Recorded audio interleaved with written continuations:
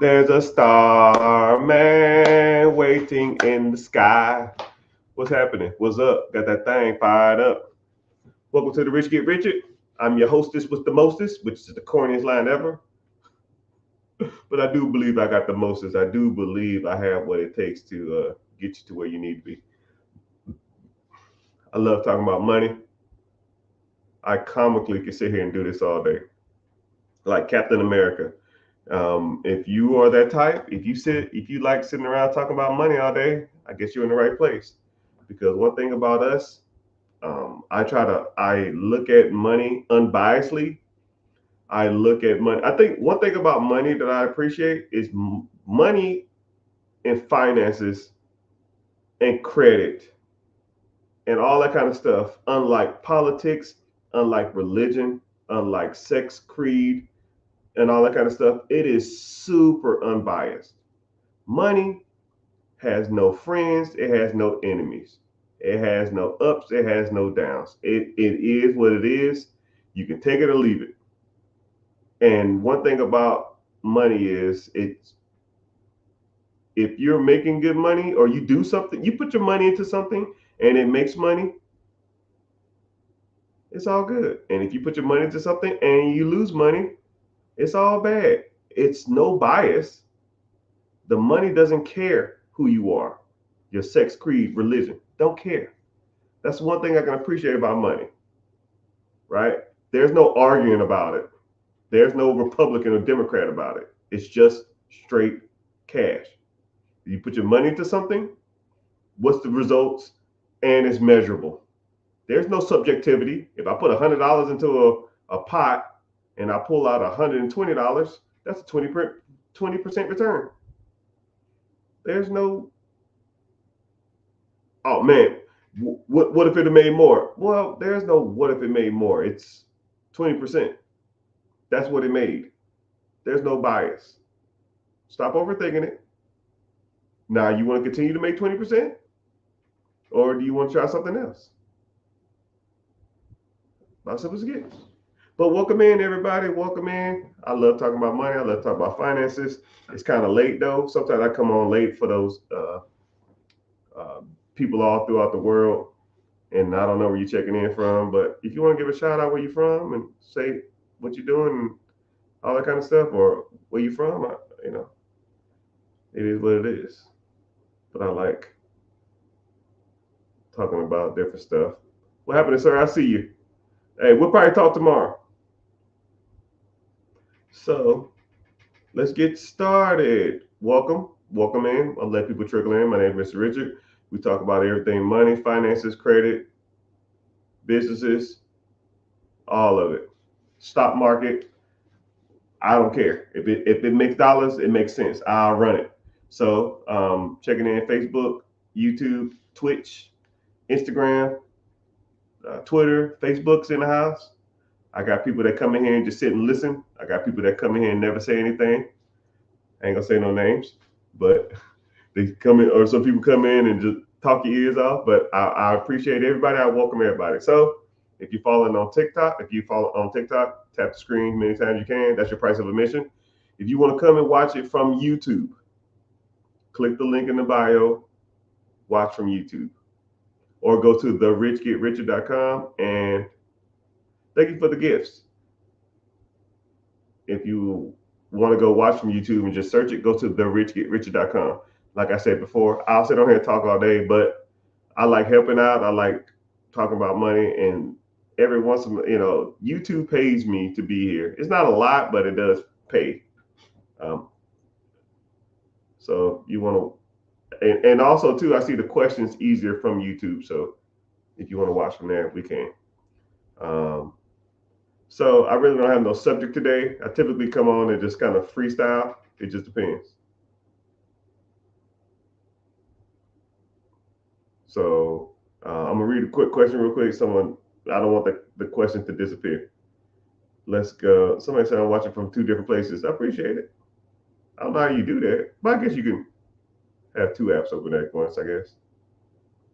My money journey started. I guess you're trying to get your money journey started when I discovered what equity was, and I have been making large sums ever since. Oh yeah, okay. Yeah, so for those who don't know, when you have equity, that just means the value of something and the what you owe on it. The value of it is worth more than what you owe on it, right? But you can have equity in anything. You know, you can have equity in a car in theory. You can have equity in a house. Hell, you can have anybody who knows me knows I like comic books. All right, boom. First appearance of the Justice League, right? Let's say this bad boy's worth, I don't know, 10 grand, right? I have equity in comic books. It has a value, it has a understanding, has a market. Somebody is willing to pay for it. Someone's willing to give me 10 grand for it. If I take it, I have $10,000 worth of cash. I have an equity stake in that. And let's say if my comic book collection is, I don't know, 20 grand or something like that. I don't know. Right? I'm not gonna tell you what my comic book collection is. I don't want y'all to try to run up. It's gonna be bad business. You come up in here. But I mean, everything has value to somebody, right? But we as a society, we as a people have a bad habit of putting money into the wrong things. We put things that don't appreciate, we put money into things that we feel give us value, but they really don't. And we also put money into things that aren't worth as much as what we paid for it.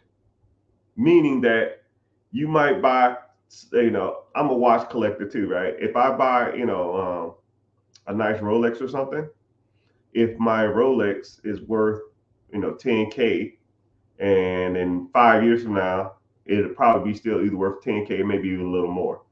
But if you bought that, a bedazzled, blinged out damn watch, and now they take a $10,000 Rolex, they bedazzle the shit, put all this damn crap on it, and now they'll sell it for 40, but the real value of it is 5. And we as people, minorities, majority of people on here, if you're a white guy or white girl, I mean, not welcome, but majority of people that watch me are minorities. But I hope to change that soon. But if you're giving it value, you pay $40,000 for it, but you're not going to sell it to no one else for $5 grand because it's not worth anything. And you think that the jewels give it the value. No, it doesn't.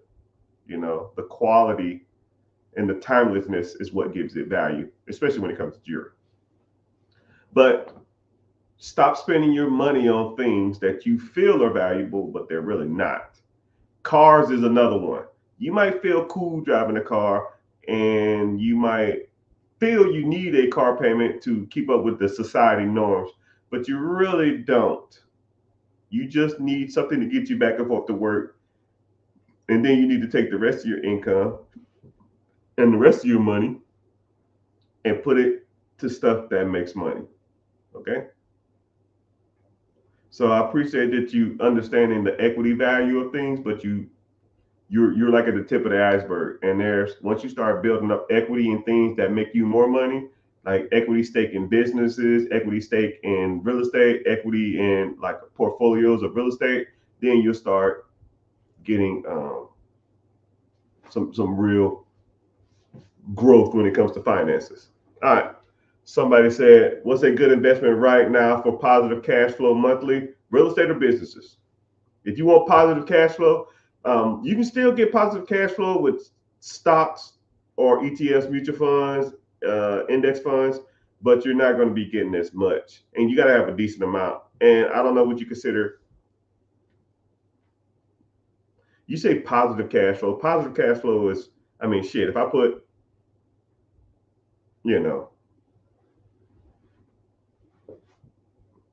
$500 into an account and it made 10% and I want to take interest check, I mean, that's $500 a year on 10%, which is, I don't know, $4 and some change a month, which you are making cash flow, but you're asking it kind of weird. You need to kind of set a parameter on how much cash flow you want, and then work your way backwards or work your way from there, right? So if you need $10,000 a month, okay, that's the start. Now that's $120,000 a year. Now what you do is reverse engineer it. $120,000 a year, $10,000 a month. What does a piece of real estate pay? Let's say if a piece of real estate, you found a property that after your rent is paid or your mortgage is paid, the rent pays you $500. Well, $500 a month, 20 properties, that's $10,000. It's about as simple as it gets. That's what I said. I am unbiased when it comes to money. It's super simple to comprehend some of the concepts when it comes to money. Let's say if you bought a business, right? Let's say the business is $300,000. Okay. Let's say the business is doing 35% returns. 35% of 300,000 is about 120,000. So how much does a $300,000 business, how much do you need to put down? Sometimes you can get them for 10% down. So now if you buy a $300,000 business, you put 10% down, and you're making 33% returns, so 35%, that's 120,000. Divide 120 by 12 months a year, that's $10,000 a month. I mean, about as simple as it gets. But that's a good question, though. But what you need to do, positive cash flow is almost irrelevant. How much cash flow do you need or want to live off of? Then you start like reverse engineering from that. Because a lot of people really don't understand when it's talking about money. They look at it like, I'm going to give you a great analogy. It's almost like weight loss. You never should go to the gym and say, I want to lose as much weight as humanly possible, fast as I can. No, you won't lose weight thinking like that. You don't go into the gym and say, I want to lose as much weight as fast as possible, because you know what's going to happen. You're going to do it for 2 days, 3 days, 5 days a week. And you're like, yo, this shit don't work. It's not fast enough. And I quit. You should have goals and steps on how to get to those goals. And then that's how you get it done. You know? And a lot of people don't understand that. A lot of people just think that there's a magic pill that you just take and get, and it just happens. A lot of people have unrealistic expectations, and some people's goals are ridiculously high for where they start, which is kind of ridiculous if you think about it. Some people say, I literally get people come into my live, or some people send me DMs, and they'll literally say stuff like this. I got $10,000. I need to have $1 million by 6 months. You need pretty much a 3,000, 5,000 multiplier in 6 months. What? Hold on, what is the multiplier of 10,000? So 10 to 100, that's 10. 10, 10, that's 100x. You want me to 100 times your money in 6 months? 100 times. Wow. Wow, that's crazy. And people think that that's normal. And what's crazy is that if I say, that's unrealistic, and it's, oh, you ain't that good. What? Because I can't take $10,000 and make it to $1 million in 6 months. The bad part about it is, even if I could, let's say if I had a magic hat and I take your $10,000, I shake it up and I sit on it like a little golden egg or something like that, and it pops out $1 million, I'll give it to you. And you know what'll happen? 6 months later, you'll be right back with another $10,000. Yo, man, I'm like, what other million at? Shit, that shit gone, cuz. I got me a Scat Pack, a Hellcat. I got me some rims. I got some jewelry. I got some busted out AP. I went to Johnny Dang.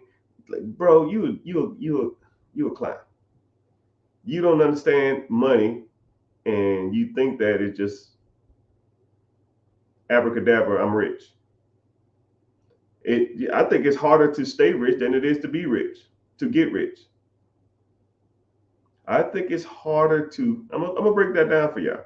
I think it's harder to stay rich than it is to be rich or to get rich, because people win the lottery all the time. People get inheritance all the time. People get windfalls of money all the time. Hell, you get windfall monies all the time, right? And I almost want to comment.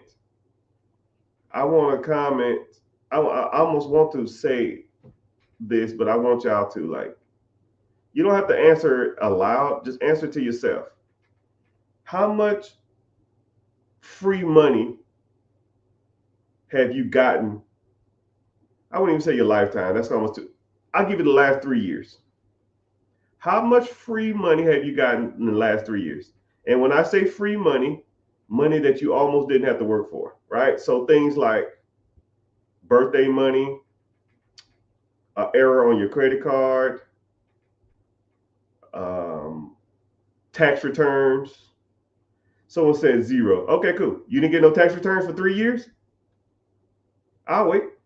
Not a dime. Someone else said 0. You got no tax returns. None. You got no free money. Someone says, nope, I always have to pay. It ain't free. Well, it's money that you didn't work for. I mean, you probably worked for it, but you're getting money that you really didn't expect it to be there, right? And the windfall money is how you kind of get ahead. You know, somebody said laughing at birthday money. I don't know. My family sends me birthday money all the time, but I don't know what kind of family dynamic y'all be having, but it's all good. The moral of the story is it's money. I call it windfall money. It's money that you really didn't expect, and it wasn't in a check. It wasn't like your earned money. You know what I mean?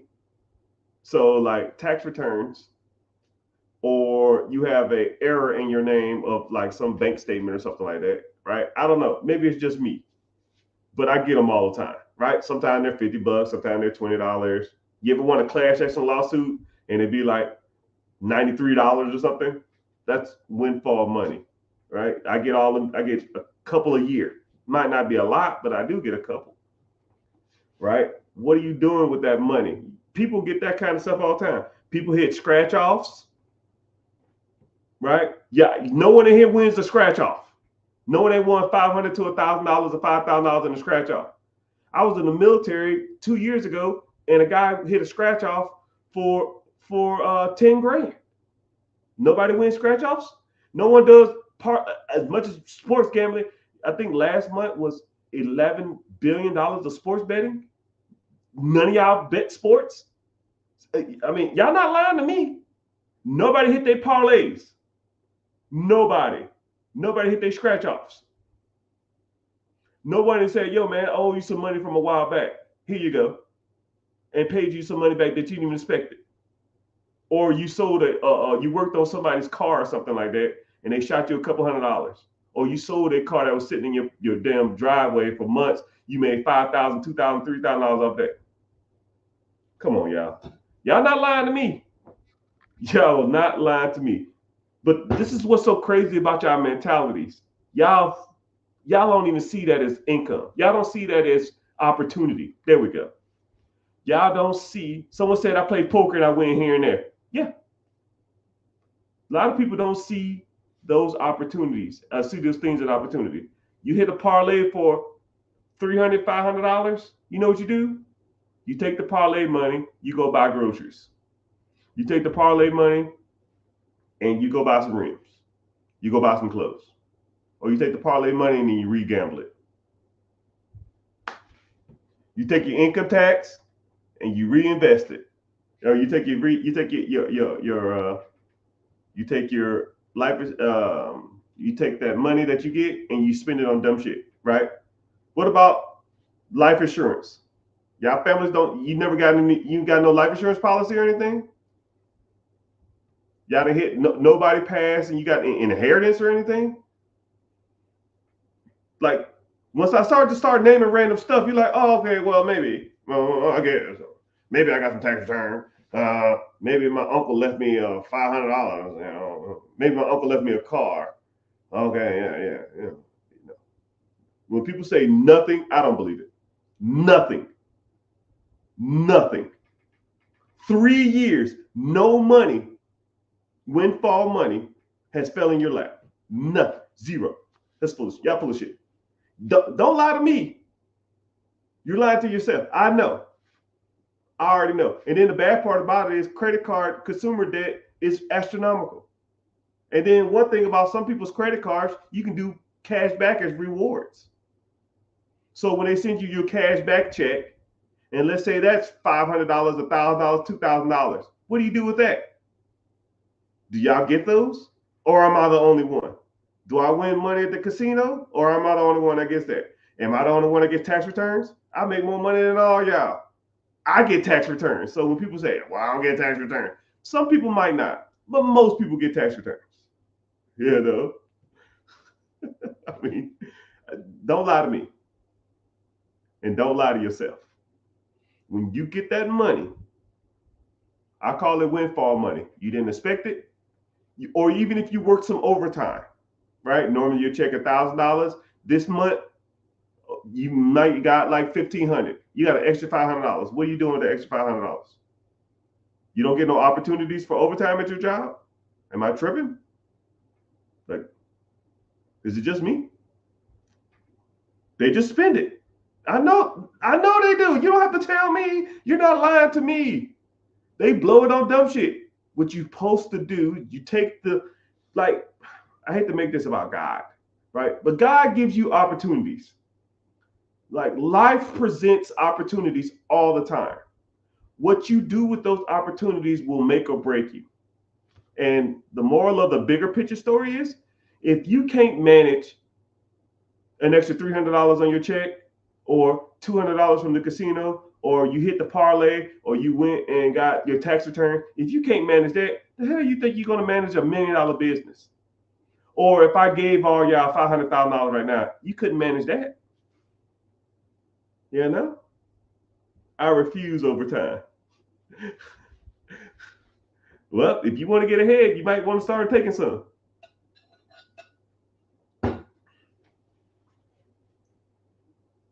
Someone said, what would you do with an inherited IRA? Well, somebody got some money.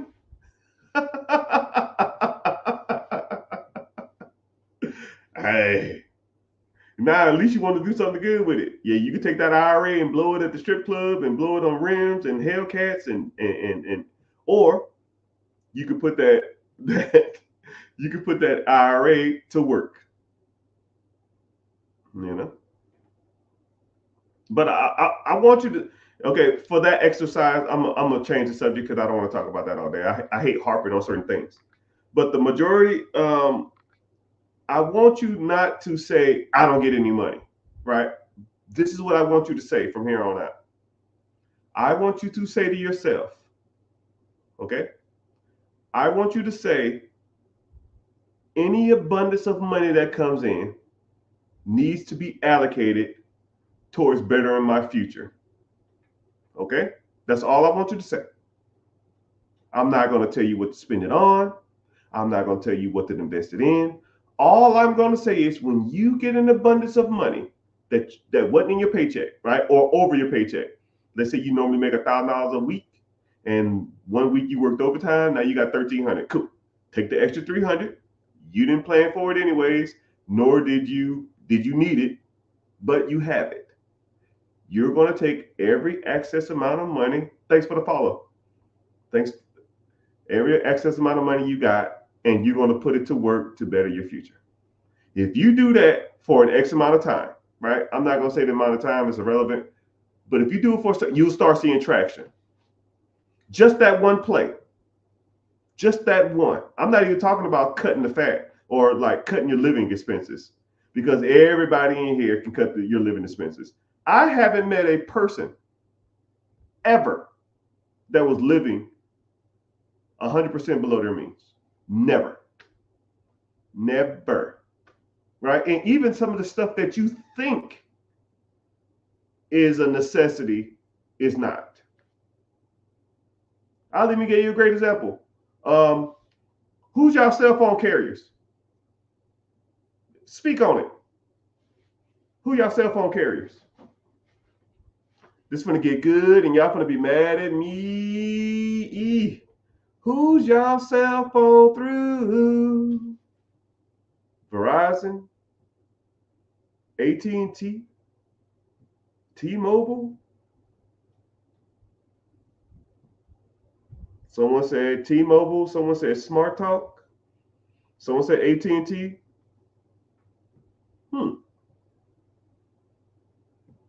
Someone said Spectrum. I didn't know Spectrum even made cell phones. That's crazy. T-Mobile. Okay. Smart Talk. Okay, here we go. Don't comment your number. I don't need your number. I just said your cell phone carrier. Here we go.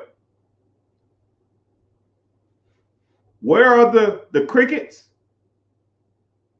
Where are the Mint Mobiles and where are the Smart Talks?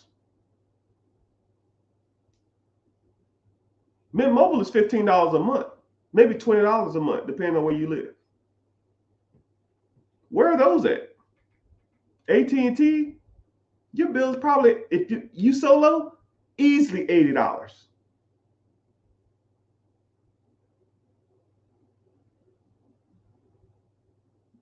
I see a couple of y'all that make smart decisions. Where are the Mint Mobiles? I was with Cricket for years. I mean, dude, comically years. Comically years. Someone said AT&T is $200 for 7 lines. $15 a line is $75 for 7 lines, meaning you are spending $125 more a month. $125 a month is $1,500 a year. I'm not a mathematical genius. I kind of am. I was gifted at mathematics. I was diagnosed and gifted at mathematics in the 7th grade. Actually got qualified to be in Mensa, but I didn't want to pay the monthly or the annual fee. So almost $1,500 a year because you want to be with AT&T. $200 for 7 lines ain't a good deal, Playboy. But I'm the bad guy. And just off your cell phone, you're wasting $125 a month. I ain't even look at the rest of your expenses. I ain't even look at your Netflix subscription, your YouTube subscription, your Hulu subscription, your freaking cable bill, your internet bill. You probably got a land. You probably still paying for a landline or some shit. I ain't even look at that.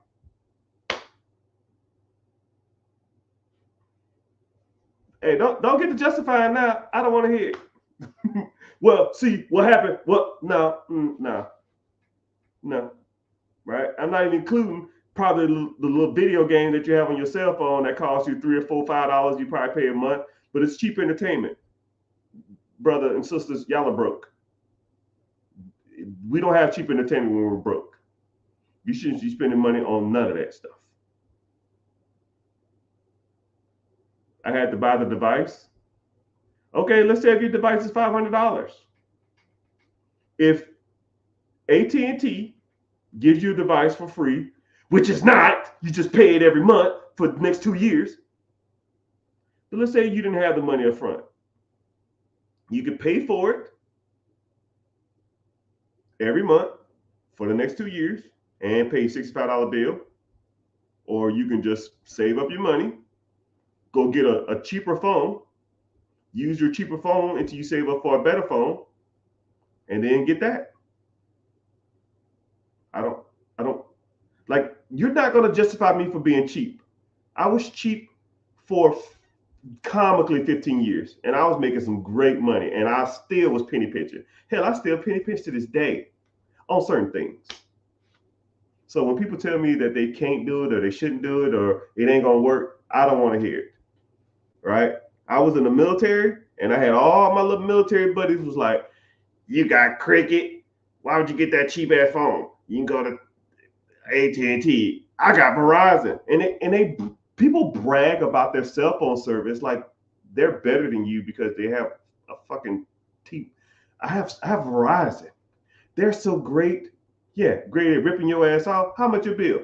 $90 a month. You know how stupid that sounds?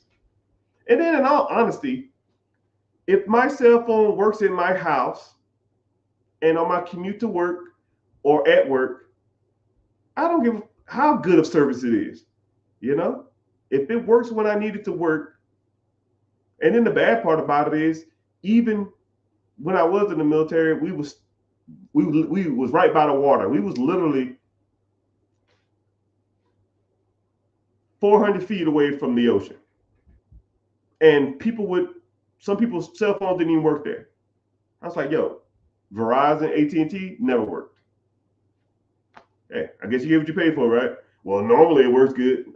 Bro, get out of here. If I'm about to pay $80, this shit better work on the fucking moon. But it's all good, right? And I'm not even gonna talk. The moral of these stories is, people, you get windfall money, you can cut the fat, or you can go out and make more money. But what you do with that money will dictate your life and your future. You're gonna get windfall money, casino, gambling. You help somebody move. You sold some furniture. No one in here has garage sales. I didn't even think about that. No, nobody in here does a garage sale. You don't sell all the shit in your house every like 2 years or something, make $300, $400, $500. That don't count. You know what you do? You go out to eat afterwards. He said, "Stop ranting." I'm not ranting. Sometimes you gotta beat people over the head, because that's how people learn. Sometimes you gotta come constantly drilling in people's head that you are messing up. If you want to get ahead in life, these are the things you got to do to get ahead, right? Marketplace. How about this? Let's do this. Let's do this. Everybody in here comment, because I have close to about 100 people in here over all social media platforms. Because I'm streaming on Facebook, YouTube, Twitch, Instagram, Twitter, and TikTok. Name ways you can make money as like a side hustle, or just something that you can do to make extra money, right? Somebody said sold stuff on eBay. Boom. Too easy. No one there sold stuff on eBay? Someone said Fiverr. You can't do voiceovers on Fiverr? Someone said letter writing. Great little side hustle, right? Write letters for people. Giving game live like this on YouTube. Washing cars. You know, digital marketing, tutoring, walking dogs. You can walk people's dogs. You can babysit. You can do people's hair. You can cut hair. Someone says stick up people. No. Don't listen to him. But the moral of the story is, everybody can do this stuff. So you're going to get windfalls of money, which means that you're going to get some taxes. You're going to probably get some inheritance. You're going to get, you won a casino game or something. You did a sports bet with a coworker and you hit for $200. You know, those monies come all the time. Then you get other monies that come in called cutting the fat, cutting your cell phone bill, eating out all the damn time, cut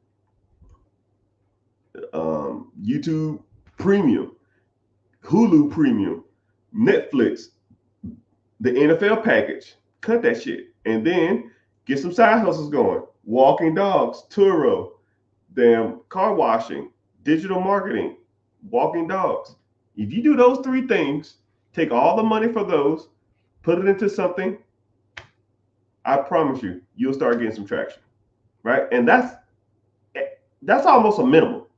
Every single one of y'all should be doing that, right?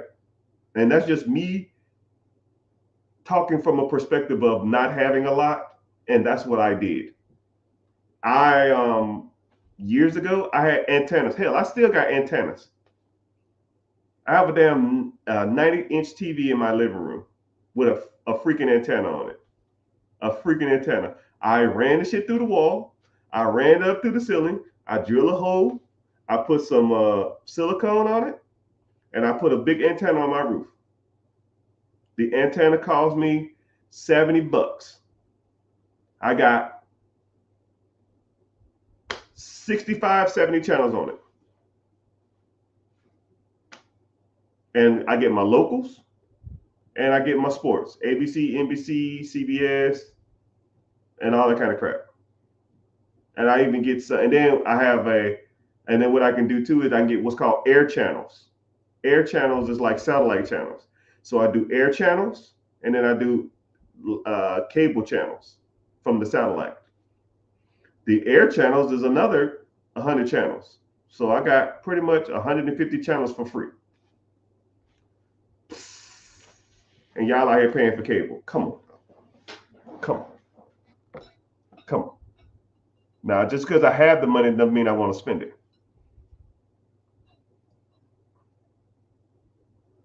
Someone said, but you have a 90-inch TV? Yeah, I mean, shit. Like I said, I'm cheap on something. But I'm to the point where I don't really have to be cheap no more.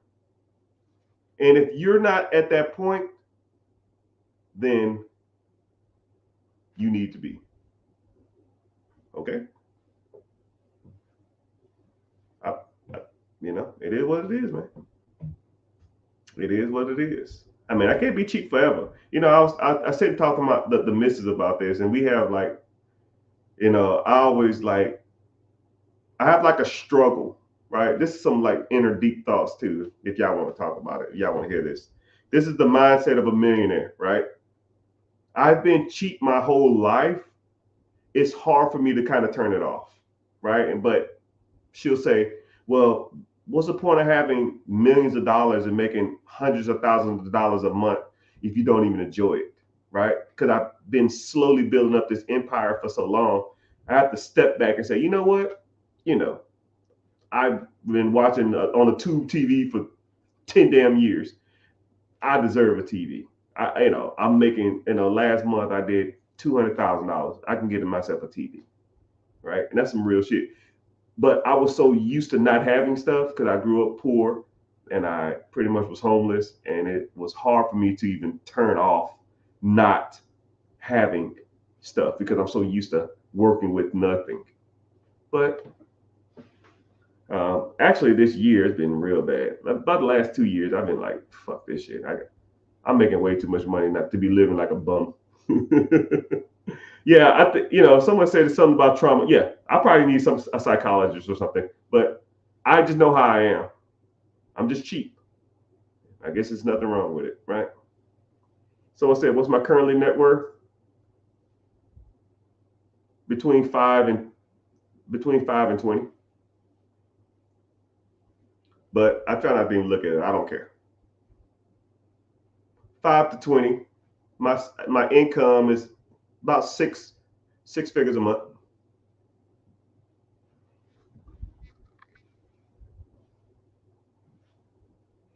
Oh, okay, I see you. What's your last name? Or what's your first real name? Or I one of the other. You got bread. Yeah, I'm not broke.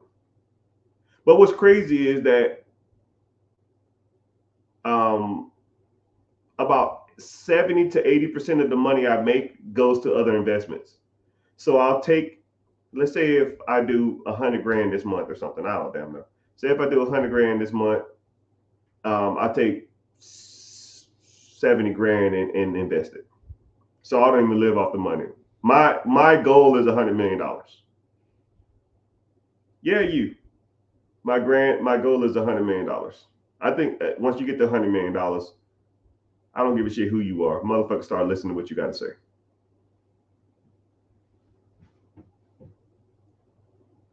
$100 million is my goal. On this track, I'm in my 40s now. 50. I had the math at 53 and a half. I hit $100 million. But it is what it is. But one side of me just wants to do $100 million to say I did $100 million, but I don't need it. I don't really care. Oh, what's up?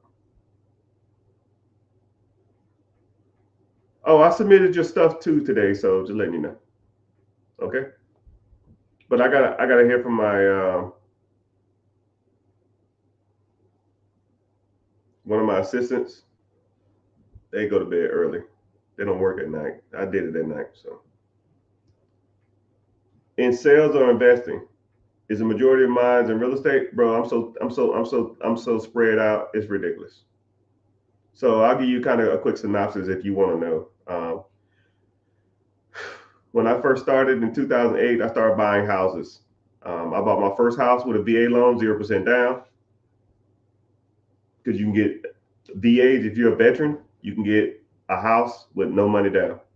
I bought it. I rented it out to three guys. I had three roommates. It was 4 bedrooms.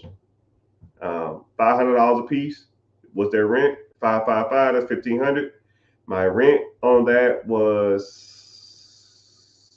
my mortgage was $825. So I made $550. So this is not a lot of people think that's a win, but I'm gonna put you on some more game. I always like that example because a lot of people think that that was a win, but I'm gonna show you how you should have did it because that's what you did. If I bought a house with zero down, I got three roommates. They paid me $1,500, $500 a piece, right? There's a few ways you can go about it, but I want to see how y'all would do it because this is the way I did it, and this is the way you should do it. You make $500 a month per person. That's three people. That's $1,500. Your house payment is $825. So you make $575.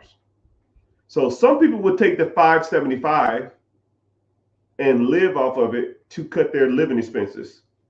That's failure number one. That's trash. Then some people would take the $575 and invest it. I mean, would y'all do that? Just whatever you're making in profit, just invest it. And a lot of people say, yo, that's a good offer deal. And then some people say, we'll take the $575 and pay off the mortgage earlier. And that's if debt servicing 101 rule. If your debt is making you money, why pay off the debt?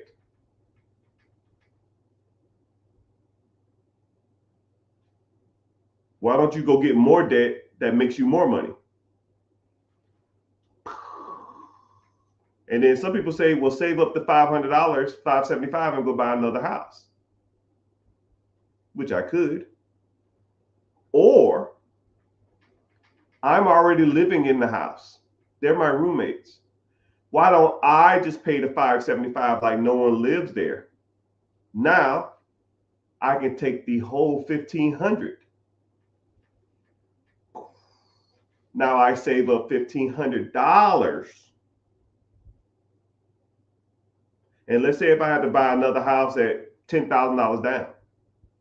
If I saved up $1,500 a month, how fast would I get to $10,000? 6, 7 weeks, 8 weeks, maybe 6 weeks. Then I can start looking for another house to put $10,000 down on. And then this is what's crazy. Let's say I moved into that other house. Now I can do an FHA loan. The FHA loan is 3.5% down.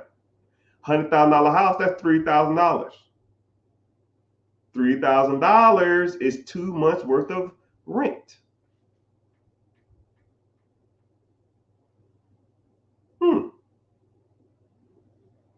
That's a mentality and a mindset that a lot of people don't think about. A lot of people take that 550 and then the 575 and blow it on dumb shit. I'm gonna just spend money on the groceries and you'll never get ahead. Some people try to pay down the debt. You're not doing anything but having one house. And then some people take the whole, and take the 550 and save it.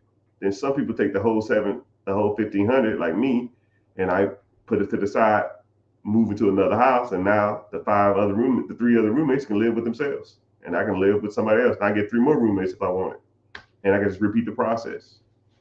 That's how you get ahead, my homes. That's how you get ahead, my friends. You'll never owe anything again. Huh? Someone says you'll never owe it again. I don't know what that means. But a lot of people see debt wrong. A lot of people look at debt as like a negative, right? I need to give me a sec.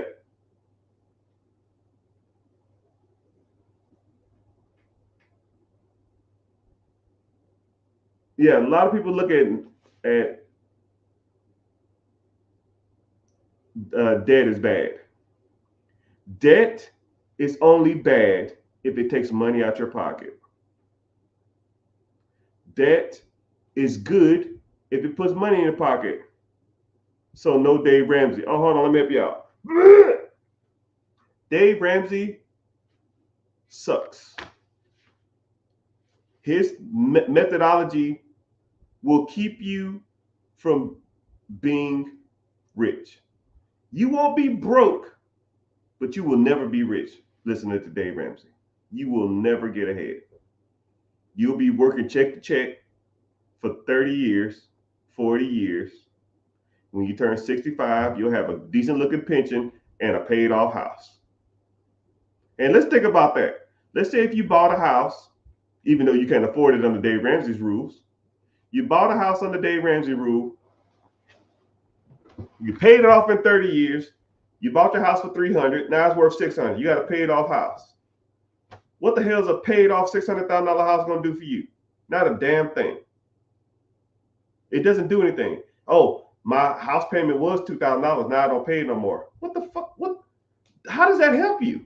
If you have no income, how does not paying $2,000 a month help?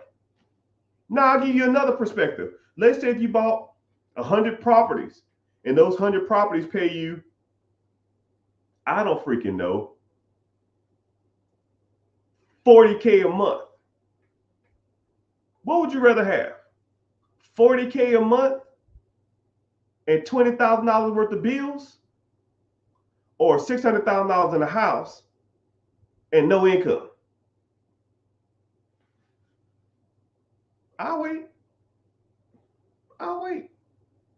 Because I'll take the income instead of a paid off house. A paid off house don't do nothing until you sell it, or until you get a HELOC, or until you get a refinance. And if you refinance, you're taking out equity, you're taking out money, but now you got a house payment again. So defeat the whole purpose of paying the shit off early if you're gonna get another house payment just to tap into the cash. But then you sell the damn thing, where the hell are you gonna live? Now you gotta buy another house. So it defeats the whole purpose, man. It defeats the whole purpose, people. Don't pay your mortgage off quickly. Yeah, that's just trash. I ain't gonna read it. What about equity in the home? Yeah, if you take equity in your home, you gotta have to refinance, or you're gonna have to do a HELOC. HELOC is debt. You gotta pay a payment on a HELOC. You gotta pay a payment on a refi, or sell your home. So having a shit ton of equity in a house doesn't do nothing. We're gonna say it together. Let's say it together. Equity is dead money. Right? If y'all want to comment how much equity y'all have in your home, go ahead and comment. I'm just curious. Let's say you got a home that's worth $200,000 and you owe $100,000. That means you got $100,000 worth of equity. Right? I'm almost curious. You don't have to put your business out there though, but I'm just curious. Let's say you have $200,000 worth of equity in your home, 250. Fuck it, $1 million. You got $1 million worth of equity in your property.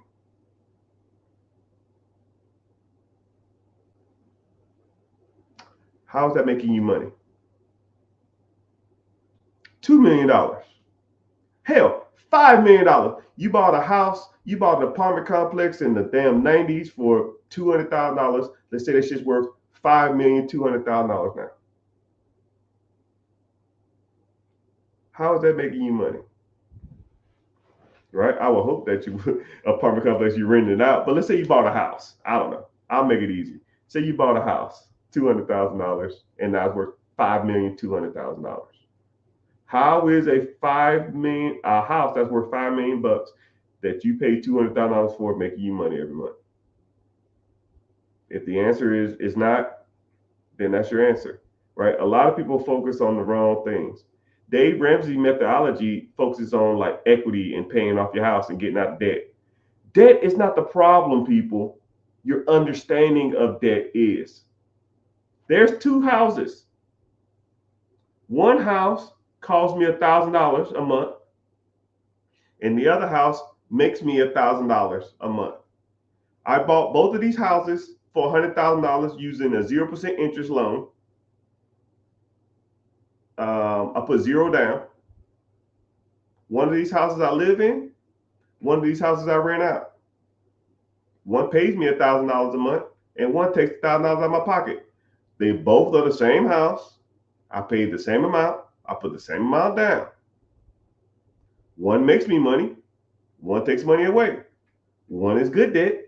One is bad debt. Dave Ramsey says all debt is bad. You're a fucking idiot. If I have a tenant, he pays my rent. And the bad part about it is Dave Ramsey owns like 400 houses. How does he not even comprehend this? He's an idiot. It's stupid. It doesn't make any sense.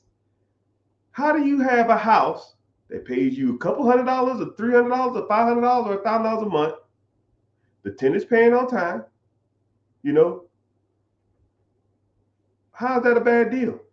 Right? Now let's say you have 5 properties. Now you're making $5,000 a month or $60,000 a year. Hell, 10 properties at $1,000 a month. That's $10K. That's $120,000. You have 10 properties that pay you $1,000 a month of profit. That's $120,000. Now, if I gave you $10,000 of profit every month, you probably would quit your job. By show of hands, put a fire emoji or a boom emoji or whatever. If I gave you 10 properties and all 10 of those properties made you $10,000 a month, total would make you $10,000 a month, which is $120,000 a year, would you quit your job and focus full-time real estate? More than likely. Yeah. Boom emoji, fire emoji. Yeah. Yeah. Appreciate it. I see you. Oh man, my throat hurting.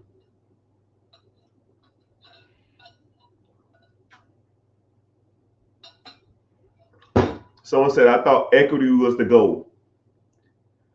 Yeah, listen to Dave Ramsey. Equity is the goal. Equity does not make you money. Equity is dead money. It just sits in the house. It does nothing for you. It does nothing for you. Only way you can tap into equity is by having one of 3 transactions: a sale, a refi, or a HELOC. Only way you can tap into equity. And to do any of those 3, more likely you're going to accrue more debt. You sell your house, you got to go buy another one. You get a HELOC, that's debt. You get a refinance, that's debt. But Mr. Dave don't like that. So you just sit in your home equity and pay up your house. You're 60 years old, 65 years old. You can't get a refinance. You can't damn afford it. You know, you refinance to these ridiculous interest rates now, your house payment gonna go up damn near double. You're 65 years old, you're living on a damn fixed income. You can't even afford a refi. So you spend all this time by paying off your house, not even to enjoy the equity in your home. You know who's gonna enjoy it? Your kids will. When your ass die, they're gonna sell that shit. It's crazy, man. Reverse mortgage? I guess. They kind of trash too. But you shouldn't be 65 years old trying to do refis and reverse mortgage. You shouldn't have to do that. You should have made enough money from your 20s, 30s, 40s, and 50s so you don't have to do that.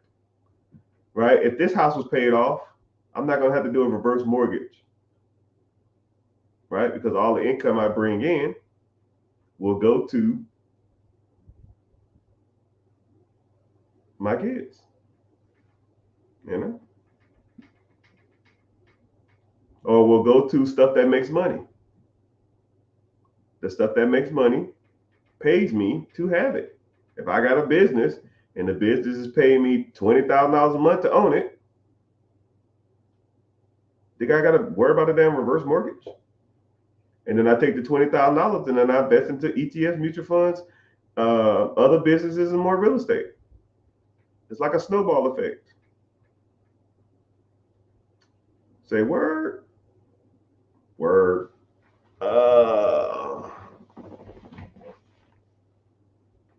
Someone said the insurance policies on the houses in Florida are crazy now. Hell yeah, they are. Yeah, a lot of insurance companies are leaving Florida. I bet you it's going to come a time when nobody's going to insure houses in Florida. So it is what it is. Someone said tax sheltering as strategies. Well, since I own a tax company, right? I mean, we could talk about that stuff all the time. I don't really try to get into the tax thing a lot. It's like kind of boring. But I will say this. People who make decent money, their objective is to not pay Uncle Sam their money. You guys probably pay more money in taxes than I do. It's because there's ways to benefit from the tax code, right? Just like if you want to talk about like section 179 of the tax code, buying a vehicle over 6,000 pounds reduces your taxable income. Straight nerdy stuff. If you have a business, hire yourself as a manager of your business. Instead of you making all the income from your business, which is capital gains tax, 30%, you hire yourself as an employee. Employee tax is 8 to 12%. So now you reduce your taxable income by 20%. I mean, there's tons of ways to do stuff. Don't focus on that. Focus on making more money. Okay? When you make more money, you can worry about hiding income. You know, or depreciation of investment properties, or depreciation of equipment on the businesses you own, or depreciation of the buildings you own if you own the business and the business, you know, stuff like that, right? But I'm telling you something. Focus on, like, there's a lot of people, like, I have like debates with people. People will say stuff like to me, well, when you set up you shouldn't even have set up an LLC. You should set up an S corp. You should have set up a C corp. You should have set up a sole proprietorship, and you should have did it this way. And I said, well, instead of worrying about me, the business structure, because I can always change that. I can't always change me focusing on making money, right? Some people, I know people spend 6 months to a year trying to focus on the proper business structure, right?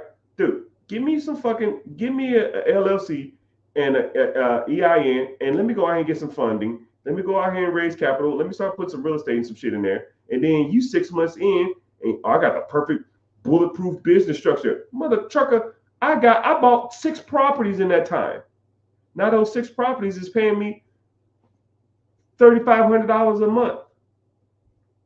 And you still at zero. That's like someone saying, hey man, I'm gonna save up for some Michael Jordan because I want to go play basketball, right? I want to be like Mike. I gotta have the best shoes. I want the best gear, right, bro? I'm gonna go out here in slides and a wife beater, and I'm gonna go do some layup drills, right? And I'm 6 months more advanced because you want to look like you got the game instead of actually getting the game, right? Call me old fashioned. Focus on making money. And then you can go higher. Now, if I was making $3,000, $4,000, $5,000 a month, now I go hire somebody to set up my LLC or my S corp or my C corp. I can go hire somebody to do my taxes. I can go hire somebody to create shell corps and chef corps and all that kind of shit like that, while you're still focusing on business structure. That's how big boys and big girls do it. You think Mark Zuckerberg set up his business and corporate structure? Come on, dog. Come on. He was too busy building $1 billion company. Right? My lawyers can do that shit.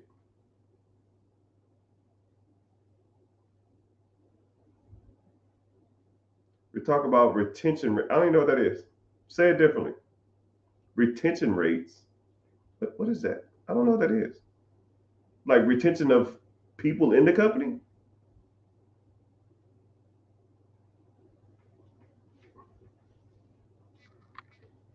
After having income, what structure do you prefer? Depending on the business, my guy. Depends on the business. Sometimes you don't need, all that crazy stuff. Sometimes you just need some simple asset protection or liability protection. Just depends, right? Whatever my lawyer tell me to put it in. Do you teach how to get funding? Yeah. If you're interested in that type of stuff, click the link in the bio and join the free class. I walk you through funding, business credit. If you want to get into LLC structure, S corp structure, sole proprietorship, C corps, you want to get into that, we'll talk about that. If you want to get into buying an existing business, you want to get into starting a business, which I don't recommend. If you want to get into investing, if you want to get into crypto, any of that stuff, which I don't recommend you doing any of that crap, but yeah, come to the free class and then learn. And if you want to learn more in detail, we go from there. If not, yeah, fine. You can figure it out yourself. It just takes time. One thing about me is I try to fast forward the process of the learning curve, right? You can go to YouTube and you can get a lot of misinformation, or you can get some constricting information, or you don't get people that hold you accountable, and then you don't know what's good, you don't know what's bad. You can't ask no questions. It's impersonable. And one thing about me, if you try to hop on my team or you want to learn more, I got you. You can ask me whatever you want. And it won't be like I'm talking to y'all now, but I'm like vaguely talking. I'm not really like specific. But if I really wanted to get into specifics, I can break all of it down, right? I'll even say, someone said something about funding. Cool. I'll give you a tip of the iceberg. So, whenever you want to go for funding, there's a few ways you can do it. You need to have the proper business structure. If your business is not set up properly, banks won't loan you money. They have two types of funds. You have existing businesses that's been around for over 2 years or under 2 years. New business setup funds, they have those funds sitting aside, and they have funds of aged business. So when I see people out here talking about go buy Age Corp, it doesn't make a difference. You only will get about 12% more of funding with an Age Corp. So why would you spend thousands of dollars on a corporation that's older whenever you want to go get funding? So you can just start a new LLC, S Corp, or C Corp, and get the same amount of funding.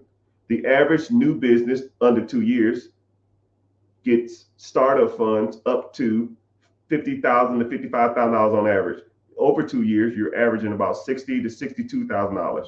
That's only $7,000. Why would you spend $10,000 on an Age Corp to get $7,000 more? Doesn't make any sense. You might as well use your startup funds, and then you can automatically know what kind of business you're getting into, and you can just set it up yourself, and it's super cheap, right? The average LLC, C Corp, S Corp setup is only down $300 through the Secretary of State or some shit like that, right? So now you got that, but then you're gonna have other things attached to the business to make them think that you're a legitimate business. Because if you submit a funding application to a banking institution that's improperly filled out, they will automatically kick out your application. On average, I think something in the range of 100,000 applications a year. 100,000 applications a year. Oh, sorry, 100,000 applications a month are sent to American Express. 80,000 of them are automatically kicked out. So 80% of them are automatically kicked out because they don't have the proper structure in their business. And I'll give you one off the top of my head. Let's say you have the wrong business email. Okay? They'll say, what's your business email? And let's say your name is juicylips55 at Gmail. At Gmail, at Yahoo, at Ymail, at MSN, automatically kicked out. They will not approve you for a business loan if you have one of those emails. So you need a professional email. Even if your name was Hot Lips, it should be hotlips55 at Horizon Logistics Group or whatever the hell it's called .com. That way you can prevent your corporation or your structure from not even get kicked out of the application process. Now, there's probably like 7 to 8 other things that you need to focus on too, right? I can teach you how to do it, and I can help you set up that system, or I can do it for you, right? That's why people hire me, because I know what the hell I'm talking about, and I've been doing this for a while. Or I got tired of people asking me, I ain't got no money to invest. Cool, I'll buy a funding company. And day one, I said, who's the funding manager? It was my buddy, Mr. Dave. Hey, Dave, what's up? Cool. Sit your ass down. Teach me everything about funding in the next 3 hours. Let's go get lunch. And we sat down. And he broke it all down for me. Oh, wow, they kick him out? Cool. This works? Cool. What about this? I heard this works. What about trade lines? What about net 30s? What about net 60s? What about net 90s? What about Dun & Bradstreet? What about trade lines? What about Age Corps? What about Shell Corps? What about Chef Corps?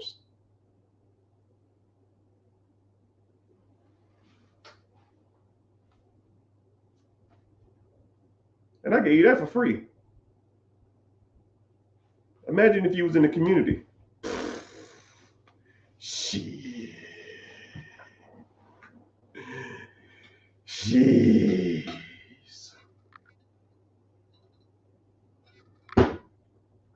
But it's all good. Thank y'all for being in here, man. Y'all checking in. Let's see what we got going on. YouTube, thick as always. I got like 8 followers on Twitch, and it'd be like the same one person. Twitch person, if you in here, comment please. I just want to see if you a real person or you like a bot recording me or something like that. You know what I mean? I want to learn from you, Unc. Hey, Unc is Shannon Sharp, man. You gave me learning nothing from him except how to get in trouble.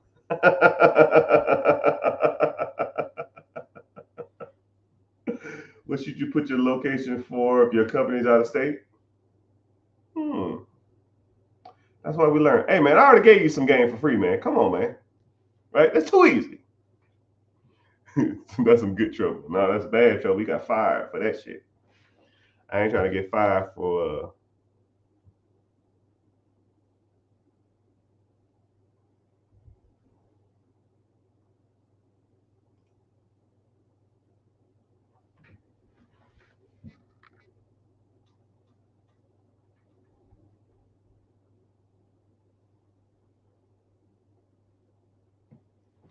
oh, my bad. I was reading something. Somebody owe me some money and they playing around. I'm about to flip out. It's a little light something, but it's all good. A little 18 thou wow. But it's all good. Yeah, someone said free class. Yeah. Click the link in the bio. It's called Be Your Own Boss. Sign up. 3 pieces of information. I'll text you before we start. And if you find value in it, cool. If you don't, it's cool too. It don't make me no difference. You want to move forward, we move forward. If we don't, you don't. I represent, baby. Somebody still holding on. Much appreciated. I'm out. All right, man. Take it easy.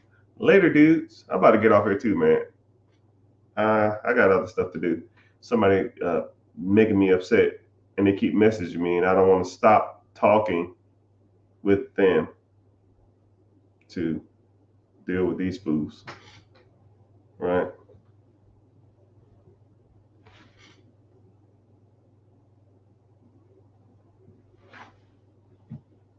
Yeah. So someone said I signed up for the course. I don't do courses, so I'm gonna kind of break down like general curriculum if you want me to, which I kind of can harp on a little bit. So when it comes to this type of stuff, you have three different types of things, right? Which I've done. Well, I've done them all, and certain ways I like doing stuff, and some ways I don't like doing stuff. So one is courses. So a course is like taking an online college, and if anybody ever taken like an online college, they suck, right? They suck. Well, I'll give you four, right? I'll give you a mastermind too. So they kind of mastermind. Okay, I got you. So courses to me suck. You get in, you log on, and then you start, reading material. And they'll say, "I'm glad you signed up. Read below to learn more." And it's like reading a book. Mother clucker, if I wanted to read a book, I had to go to Barnes and Noble, right? Then they might have like a 3-minute video kind of explaining some stuff, but for the most part, it's like a lot of reading. You just click through the material and you're like, yeah, that's it. I remember one time I bought a course. It was like $2.99. Man, I clicked through that course probably and I was just clicking through just to see like the substance of it. It was 10 pages. Every page had like a 6-minute video. So about an hour. And then it had like 3 pages of material right under it. And I was like, what the hell? I was like, dude, I pretty much watched the 6-minute videos and then I read over the paper. I watched a 6-minute video. Man, I was done with that shit in 2 hours. I was like, well, shit, what the hell? Right? Oh, so yeah, I got an AR-15 from the military, got paid for his visit and get the money. You happy? God, I see you. I'm not going to stop talking just to read your. I see you.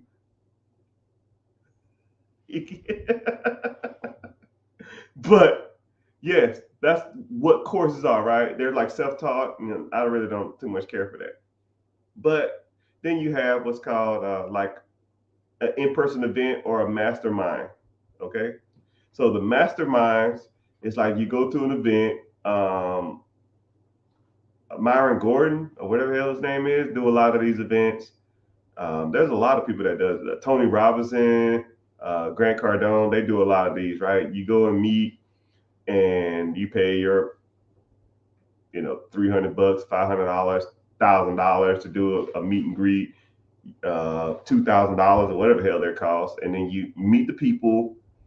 You eat some food, you do some networking, you get hyped up over the weekend. They give you a lot of information. A lot of it's not practical, and then you just like, you get home, you hyped up, and you try to apply some of this stuff, and then you're still just as lost as you was before. And then after like 2 weeks later, you forget you was at the event, and then like it's just behind you. And that's how the public speaking class, mastermind stuff typically works. And then you have like ongoing detailed coaching. And that's pretty much the most effective way on how to learn this stuff, right? Is where you bring up the information. Uh, you meet the person and they give you guidance over a specific subject, and you ask them Q&A, and then you meet with them at a designated time and you discuss your wins, your losses. And to me, that's the most effective way you can do it, right? I'm not going to say it's 100% fail proof or it works for everybody, but to me, being held accountable, collaborating with multiple like-minded people, and then um, using that network and that system of people and talking to people who've done it before to get ahead is probably the best way to do it. If you had to do it, right? Some people try to figure this stuff out on their own. One thing about me, man, I'm gonna try to fast forward that process, right? If you don't know anything about setting up a business or buying real estate, and you're gonna try to go do it yourself, you're gonna spend years and way more money than you would if you just say, "Yo, just go here and do this," and then it's you know that's how I did it, and then now you kind of learn. Right.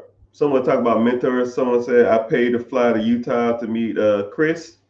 Yeah, I have a part of a coaching group. I was supposed to go up there and meet him. He's based in Utah. I'm supposed to be on this podcast, but it is what it is. If I get there, I get there, man. It's all good. Welcome in, Instagrammers. Welcome in, Facebook. Damn, Facebook bumping kinda. And YouTube, TikTok, Twitch. Welcome in. We're talking about money, finances. I'm not gonna stay on here too much longer, but a couple more questions, and then I'm gonna bounce. What if you want to just comment where you're from, and I can tell you if that's a good place to invest or not. I can talk about that. If you have any questions over starting a business or buying a business, we can talk about that. You want to talk about real estate, buying your first home. You can talk about buying investment properties. You can talk about just general investing, stock bonds, mutual funds. You want to talk about crypto, even though I hate it. We can talk about that. Buffalo, New York. Yep, good. Good for businesses and good for real estate. It kind of got a little more expensive lately. North Carolina, you can make a small fortune. Connecticut is real good. Nashville, trash. Good for businesses, horrible for real estate. If I was in Nashville, I would drive an hour north to Kentucky. Better real estate to me. That's just my personal opinion, though. You want to talk about mutual funds? All right, cool. So a mutual fund is a collection of stocks that have mutual interests. So if you had like 10 energy companies or 10 car companies or 10 ones that this person wanted to invest in.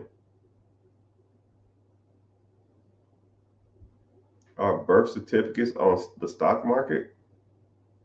I don't know what that means. Don't come in with no conspiracy. I don't want to hear that. I don't know. When you're born, your stocks are. No, I don't know nothing about that. If it is, I'll take your word on it. I don't know nothing about that. But a mutual fund is just a collection of stocks. But every brokerage house, the Charles Schwab, the Fidelity, the Goldman Sachs, T. Rowe Price, all of those have um, different fees, and they have different rate of returns. So depends on what kind of mutual fund you want to invest in, and they can do what's called a no load. Well, it's kind of weird nowadays. You can almost do no load. So back in the day, you have to get what's called a UUA or UAA waiver, because to invest in a mutual fund, you have to have a minimum down payment requirement. And then they waived all those due to the Fair Trade Act, giving every individual the right to buy and sell stocks and not make it like the big boy club. But I think it actually helped a lot for everybody. So, but yeah, mutual funds are good. ETFs are good and index funds are good, right? Just look at the fees and look at the annual returns, 5-year returns, 10-year returns, and what's called a life cycle return. Life cycle is how much money it produced over its lifetime. And if the index fund or the mutual fund or the ETF or whatever hasn't even been around for more than 10 years, bounce. It ain't worth it. Like I've seen funds that was doing like, let's say lifetime or since inception, which is another terminology that he used. Since inception or since the lifetime of this fund, it did 28%. You're like, oh shit, 28%. When was this fund started? 18 months ago. I was like, oh, get out of here. Yeah, man, boo. If it ain't over 10 years, you don't have a track record for me, man.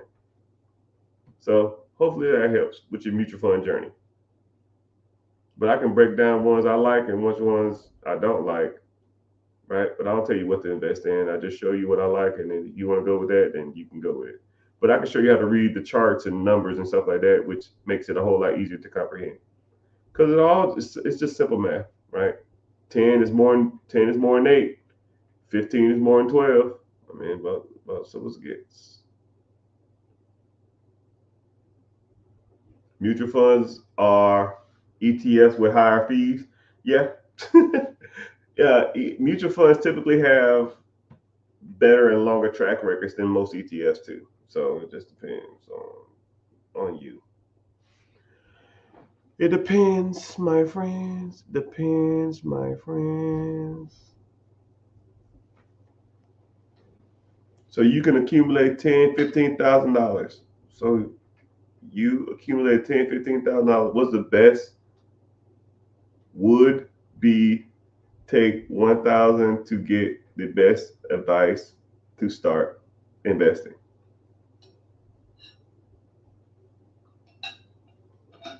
Huh? Maybe I'm reading it slow. Best things you would be to take 1,000 to get the best advice to start to invest. No, I read it right. You accumulated 20 grand. Best thing, best thing. Oh, best thing would be to take 1,000 to get the best advice to start.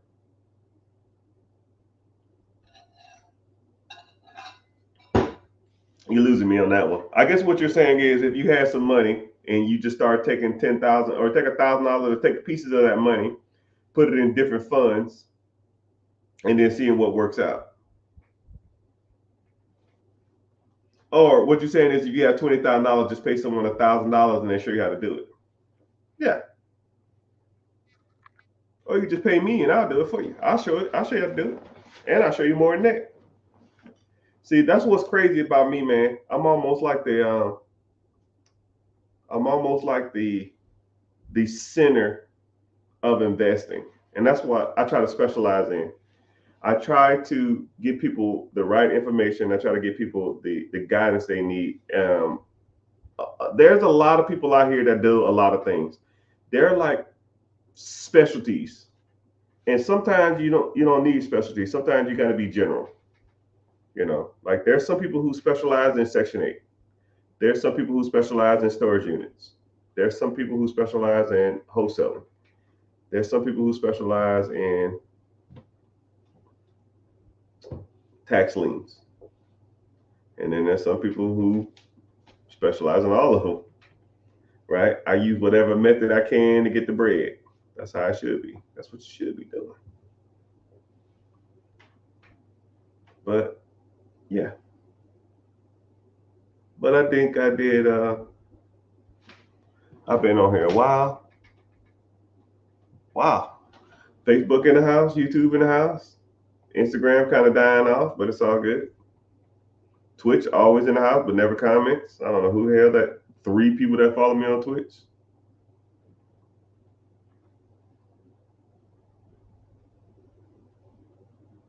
Can I elaborate more on how me and Ludacris got to a fight? I'll keep it short. I'm gonna ask this question and I'm gonna answer this rent question over here, and then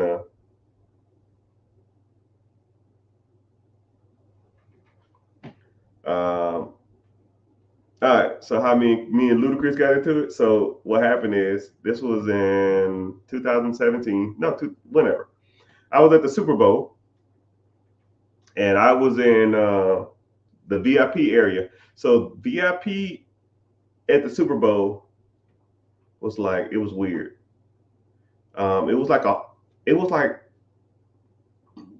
an open room, but you can walk into the stadium. It was like its own enclosure. It was like you walked into the steps, but then when you walked out the steps, there was like a sitting lounge. So when you go to a football game, you'll see like there's no like lounges because that's where like the average person sits. But at the VIP area, you sit in like the lounges. And then there's a lounge, and then there's a cocktail waitress and stuff like that. There's cell phone chargers. You can go over here and buy merch and stuff like that. And it's like real laid back. Like it ain't like what other people experience, right? It ain't just a whole bunch of crowded people and just standing around and looking crazy. Like no, you can actually just sit in the lounge and watch it from the game. And this, which people was doing. It was kind of weird. If people were sitting, they didn't want to be. They want to be there. They didn't care about watching the game. Like it was a glass wall 5 feet from the right, and you could see the game. But they would sit there and watch it on TV. It was kind of weird. So I was charging my phone because my phone had died, and because they had like a whole bunch of cell phone charging ports, but it was like one of those like blocks that you plug all your stuff in. So me and the missus was standing there, and she's a huge Ludacris fan, huge, knows all his songs, whatever. And all these other celebrities are walking by. Who was Mark Wahlberg? He was cool. We saw Shaquille O'Neal, Dominique Dawes. No, not Simone Biles. That's who it was. Simone Biles. I saw her. She was little, man. She was like 4'5" or some shit. Look, President Bush Sr. was in like a Professor X wheelchair, and wow, it was crazy. He had so much security, but a lot of football players, a lot of basketball players, Chris Tucker, Snoop Dogg, Outkast. I mean, T.I. Me and T.I. was sitting right next to each other. He was right, like the VIP lounge area we were sitting in. And I was sitting, sorry, T.I. was 3 seats down. Lil Bow Wow and Jermaine Dupri was 1 seat over. So Bow Wow was 1 seat over from me. And he has a big ass head. That's a whole nother story. Anyways, so we sitting in the lounge. I'm charging my cell phone, and here comes Ludacris. But Ludacris was behind Akon. So we stopped, and I said, Akon, can I get a photo? So I took a picture with Akon, and he said, yo, let's face the light. Because he was dark as hell, man. I thought I was dark. That dude was black. So we faced the light, and then I said, oh, man, thanks. I gave him dap, and I backed up. And then Ludacris was walking, but I backed almost in front of him. And then, but my wife was kind of like walking around me to get to him because she was a huge fan of him, right? She was like, I'm gonna get a picture with Ludacris, man. I'm just gonna say, hey, let me catch a photo. So I was backing up, and then she was walking around me, and he said, hey, man, watch where you walking. And I said, oh, man, my bad. I didn't see you. I was just taking a photo. And then he was looking like he was like kind of being disrespectful. But then my missus was like standing right in front of him as me and him was like having like this stare off. It was kind of weird. And I was like, all right, man, my bad. And he was just like looking at me like I'm crazy. And I'm just like, hey, man, don't get fucked up. Just because we got a little money up in here don't mean I ain't from the streets. I'll check your little ass out. Right? So I was looking at him like that for a sec, like what you want to do? But he had like security around or something like that. And so then he starts walking a little more, and then my wife called him, and then my wife's like, hey, Ludacris, I'm a huge fan. And she pulls out her cell phone. She already had a cell phone in hand because she was taking a picture with me and Akon. So she said, hey, can I grab a quick photo? And he says, I don't take photos with So I vaguely remember what he was saying. It's something like nobodies or something like that. I don't take pictures with nobodies, but I couldn't really decipher what he was saying. And then she said, like he kind of mumbled, and then she was like, "Oh, it'll be quick" or something like that. And he said, "Didn't I say get that fucking camera out my face?" And then now I'm upset. Now I'm gonna go ludicrous on this motherfucking guy. And I said, "Hey, yo, watch your motherfucking mouth, or I kick your ass." And we had another stare off. We just looked at each other, and I was like, "Yo, I'll fuck you up, dude." And he looked at me for a sec, and his security kind of walked over between us. And then we just stared at each other for like a couple seconds, and then he just walked off. He like backpedaled off, but his security was between us. I said, "Man, you a bitch." And then I said, "Yo, he's standing right." Like now he like 3 feet, like 5, 6, 7 feet from us, but he was standing there looking for where he needs to go sit. He came late, but I already knew where I was sitting. And I said, "Hey, take a picture of him now. He's standing right there." And my wife pulls up and takes a picture of him, and he's looking out the corner of his eye like this. Like he was pissed because he don't like taking photos, which I didn't know he didn't like taking photos, because if I knew that, I would have not fucked with him. But because I got home and I looked it up, and I was like, "How is Ludacris an asshole?" And it's like Reddit posts of everybody saying, "Yo, he hates taking photos with people." That's just the way he is. I didn't know that shit. So, anyways, we just take a picture of him the whole time. Like he was just like this. He was looking at us out of the corner of his eye like this. Like, "I'm gonna fuck y'all up, but what you gonna do, dog?" He a little guy too, man. I'll kick his ass. But that's a whole nother story. So ever since then, I've been like, fuck Ludacris. That's why I don't fuck with Ludacris now. And that's why I'm gonna tell y'all something too, man. Never meet your celebrities. Never meet your idols. People that you idolize, people that you think are cool, people that you think that are so nice. They're assholes. Or they're weird as hell. Right? I've met a lot of celebrities. Ever since I started getting a decent amount of money, I met a lot of celebrities, and a lot of them are weird. Weird, weird, weird. Or this is what's crazy. A lot of them smell weird. Uh, Cameron Diaz, I met her. Worst BO I ever smelled in my life. But then I said, because what I'll do is I'll go home. Someone said top 3 weirdest celebrities. Oh man, y'all get me on the rant. Someone said the top 3 weirdest celebrities. I say Cameron Diaz. And then I went home and I started looking people up to see if they're like weird or something. So Cameron Diaz is like a naturalist, which I learned. She's a naturalist, so she likes her body to be natural. She bathes in just water. She doesn't use soap. She doesn't use like lotion. She doesn't use like deodorant. She doesn't use like shampoos. She just bathes in like water. She showers in water. I didn't know that until I met her, and I said, "Damn, that bitch."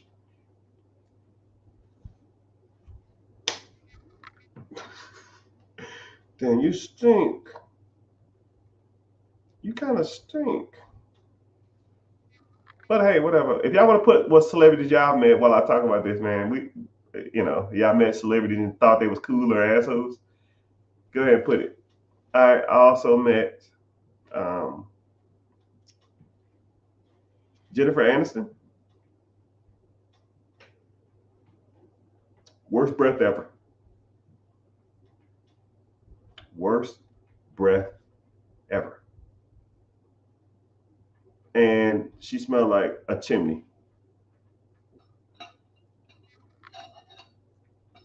I also met Princess Leia before she died.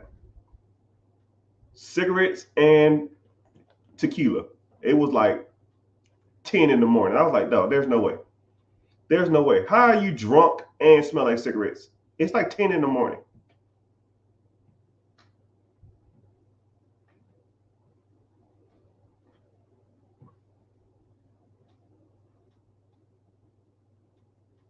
I met Mark Wahlberg. He walked weird, but besides that, he was cool. New York Yankee. Yeah. Speaking of baseball players, the owner of my gym is a former baseball player.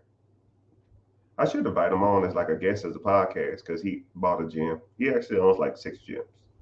I see him all the time. I never talked to him though. I'm like, hey man, what's up? I think I took a picture with him one time. And I was like, cool.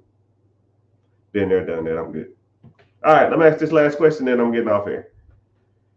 Can you go over what you did again with the $1,500 with your rent and 4 rooms on your property? Okay. So my first property I bought was a 4-bedroom house. I moved into the house, into the main suite or the main room. I got 3 roommates. I charged them $500 a month to live there. 500, roommate 1, 500, roommate 2, 500, roommate 3. I was making $1,500 a month. My house payment, just to make this easier, I'll say $900. So I was making $600 a month. So you could do multiple things with that money. You could take the $600 and pay down your house faster. You could take the $600 profit and live off of it. Like go out to the club. I'm a baller now. Go out and buy drinks, buy some food, get a new car. You can take the $600 profit and save it or invest it. But what I did is my house payment was $900. I didn't take the $1,500 I was bringing in, paid $900 towards the house payment, live for free, and then still make $900. What I did is I was staying there already. I was paying the house payment like I was living by myself. So I took the $900, paid the house payment. Now I got 500, 500, 500, 3 roommates. Now I got $1,500. Right? So then I take the $1,500 and now I set it aside. And after so many months, I have enough money to buy my second home. And then I moved out of that house. So now I say, you could say, so you could do a couple things. You can save up $1,500 a month for, I don't know, 10 months. That's $15,000. You can probably buy another house with that. Or you can save up, let's say if I was buying $100,000 house or something, $200,000 house, let's say if it's $100,000, I could put 3% down and I can move into that house. Use an FHA loan. 3% down of $100,000, that's $3,000. So I can actually buy another house in 2 months. And then if I got a 4-bedroom, I can rent out 4 bedrooms in that house, 3 bedrooms in that house. 500, 500, 500, that's another $1,500 a month. And then let the 3 roommates that stayed in the old house just stay with themselves. If they want to rent it out to somebody else, they can do that. That's on them. Yeah, so $900 was coming out of my pocket. I was paying the rent mortgage anyways, but I wasn't living off of that money. That's what a lot of people don't understand when it comes to this money game. A lot of people start getting ahead and then they start trying to live off the money, right? I know people that'll get like one house. Yo, man, I got a rental property. All right, cool. What are you doing with your profits? Shit, I need that money just to live. What the fuck does that mean? What if you didn't have it? I wouldn't make ends meet. Huh? You should be able to make ends meet regardless of whatever income you have coming in from your properties or your investments. If you can't make ends meet, you need to cut your expenses. It's simple, dollars and cents, people. Oh, that makes sense? Okay, cool. You good? cool. I know a dude that used the word house hacking. Yeah, house hacking is yeah, house hacking is pretty much been around for years. House hacking is just another way. Bigger Pockets, a podcast that I was featured on a while back, but yeah, they use house hacking a lot. So you can. What's cool about house hacking is you can house hack multiple different ways. You don't even necessarily have to house hack a room. So I'm gonna put you on some more game. House hacking is when you use any part of your house and rent it out to make money. Okay. Surprised I know about Bigger Pocket. Come on, man. Give me some kind of credit. God dang.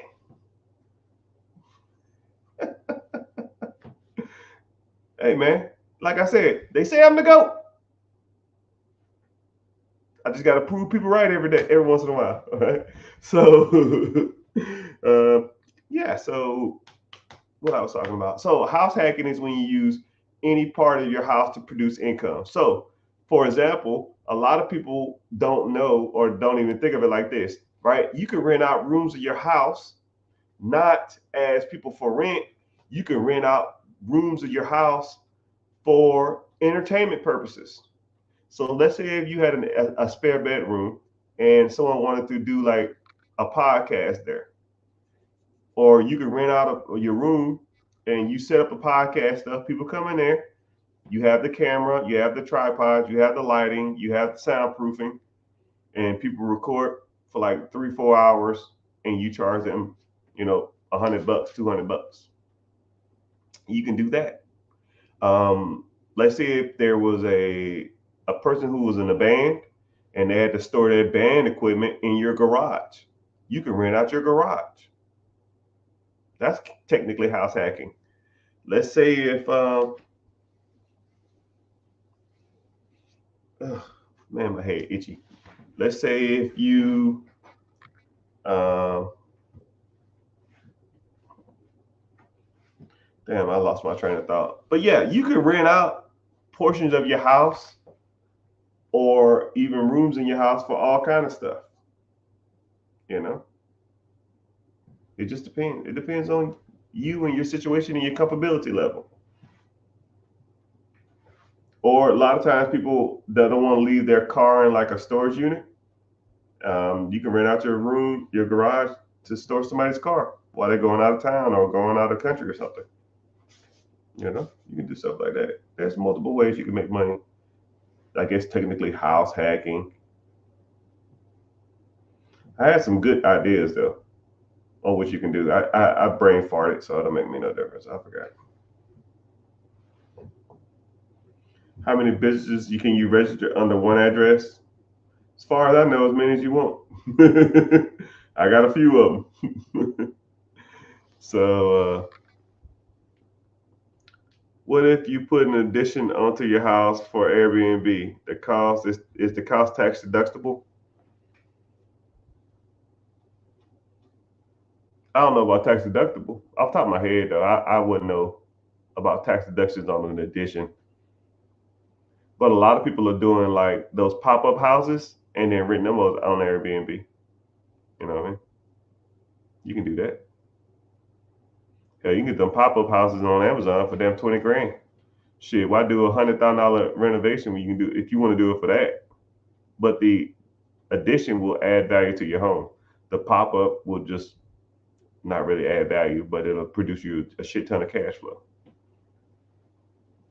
Sound like an additional dwelling unit? Yeah, you have to look at your city and state codes for that too. So, but I've heard of people doing pop ups and renting them out on Airbnb, or even buying a whole bunch of land and doing pop ups and then renting them out and then having like a camping experience. You can do that shit too.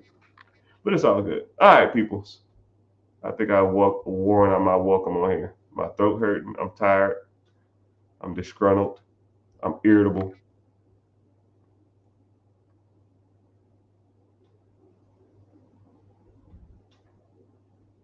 Huh?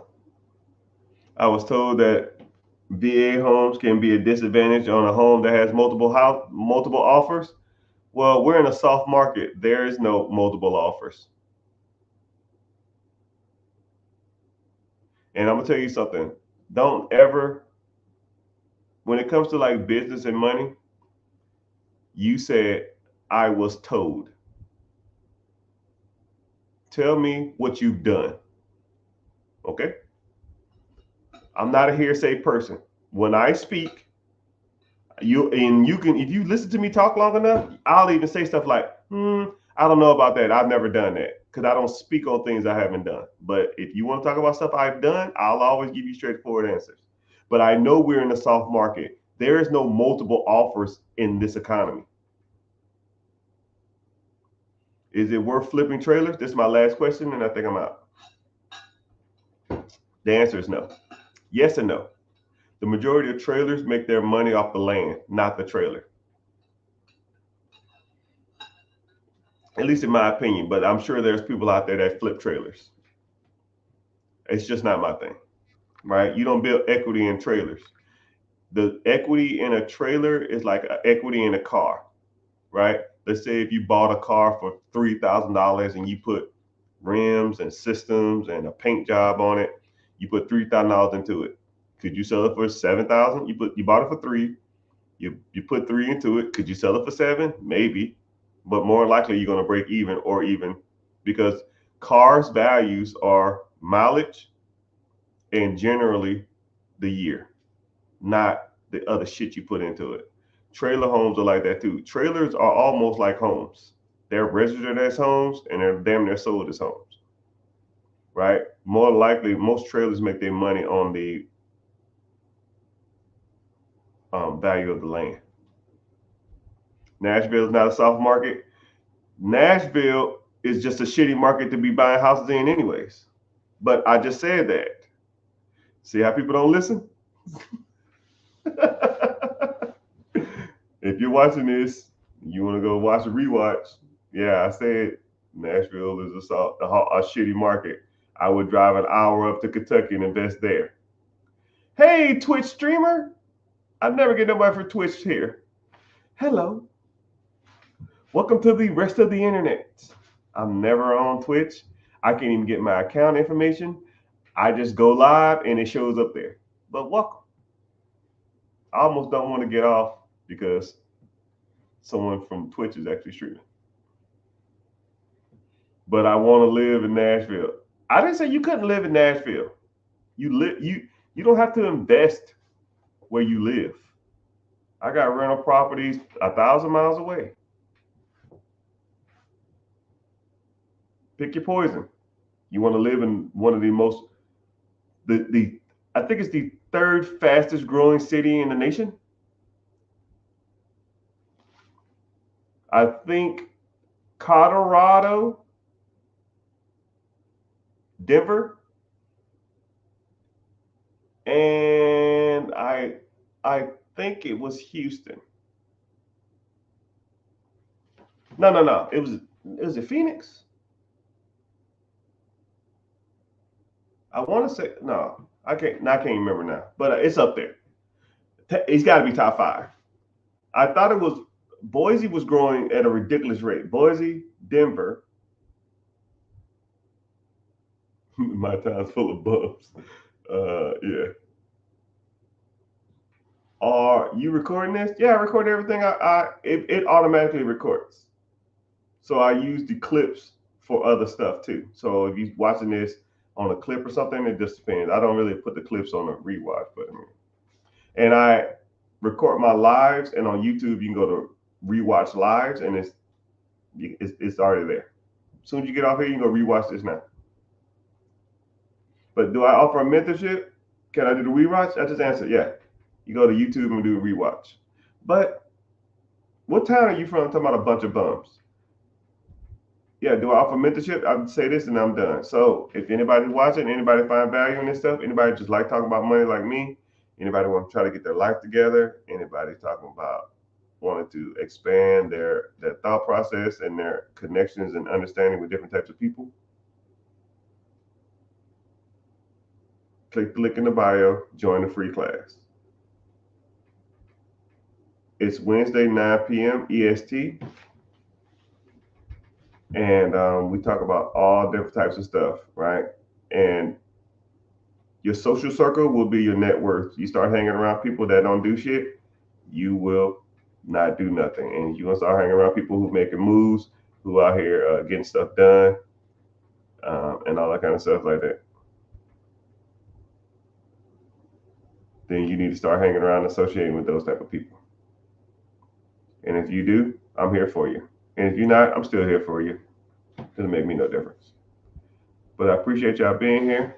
I'm gonna head on out. I got some work to do. I gotta damn upload this file. The dude said